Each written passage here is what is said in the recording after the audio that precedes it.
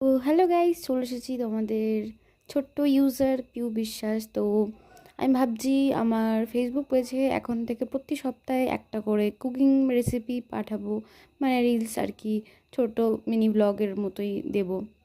দেখবো এই মানে ভিডিওতে কত তোমার রেসপন্স করো সেই হিসেবে বানাবো। তো প্রতি সপ্তাহে এরকম একটা করে আমি তোমাদের কুকিং কুকিং ব্লগ শেয়ার করব। তো আজকে বেশি কিছু হচ্ছে না, আজকে তোমাদের সাথে প্রথমত সহজ কিছুই মানে শেয়ার করছি। এটা হচ্ছে মাংস। তো মানে নর্মালি মাংসর ঝোল আর কি। তো দেখেই নিচ্ছ, মা প্রথমে তেল দিয়ে দিল, তেল দেওয়ার পর এখানে আলু দিয়ে দিল, আলুগুলোকে লাল লাল করে ভেজে নিল। আলুগুলোকে ভাজার পর এখানে হয়তো শুকনো লঙ্কা দেবে।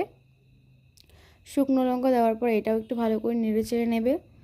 তারপরে পেঁয়াজ দেবে, পেঁয়াজ দিয়ে অন্য সময় মা হচ্ছে আলু তুলে নেয়, কিন্তু এই আজকে একবারেই আলুগুলো দিয়ে একবারে মাংস করে নেবো। এবার আজকে আর মানে আলু অন্যরকমভাবে তোলে নিই, একবারেই রান্না করে নিচ্ছে।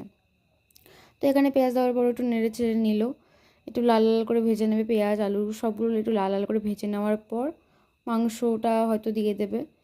মাংসটা দেওয়ার পর হয়তো মশলা দেবে। মশলা দেওয়ার পর এই যে এখানে মানে মাংস দেওয়া হয়ে গেছে, এই মাংসটা একটু লাল লাল করে ভেজে নেবে। হালকা লাল লাল করে ভেজে নেওয়ার পর আমার মা মা একটু লেবু দিয়ে নেয়। মা প্রতিবার রান্না করার সময় একটু লেবু দিয়ে নেয়। তারপরে এখানে মিক্সি থেকে মশলাগুলো দিচ্ছে। মশলা দেওয়ার পর আরেকবার একটু নেড়ে চেড়ে নেবে।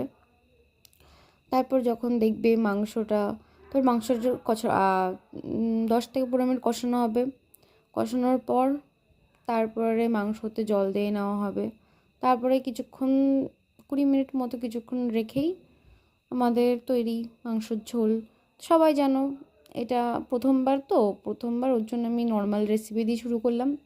আস্তে আস্তে তোমরা বলবে, যে তোমরা কমেন্ট করে জানাবে যে এই রেসিপি দেখতে চাই, ওই রেসিপি দেখতে। আমি আর আমার মা অবশ্যই করে দেখানোর চেষ্টা করব। তো আজকে যেহেতু প্রথমবার করলাম কুকিং ব্লগ শেয়ার, তো প্রথম দিন নর্মালি মাংসের ঝোলই করলাম। তো আমার কুকিং ব্লগটা কেমন লাগলো একটু বলো সবাই, একটু কমেন্ট করে জানিও। আর পরবর্তীতে তোমাদের কী কুকিং ব্লগ লাগবে বা কী রেসিপি তোমাদের রিকোয়েস্ট যদি থাকে, তো কমেন্ট সেকশানে তোমরা জানিয়ে যেতে পারো। আর এই কথা বলতে বলতে দেখো মাংস তৈরি হয়ে গেছে। তো এখানে মাংস মা একটা গামলায় ঢেলে নিয়েছে। তো এরপর আমি খেতে বসবো। তো আমার ভাত আর একটু মাংস দিয়ে দিয়েছে। তো আজকের জন্য টাটা। প্লিজ কমেন্ট করে জানিও কেমন লাগলো ভিডিওটা।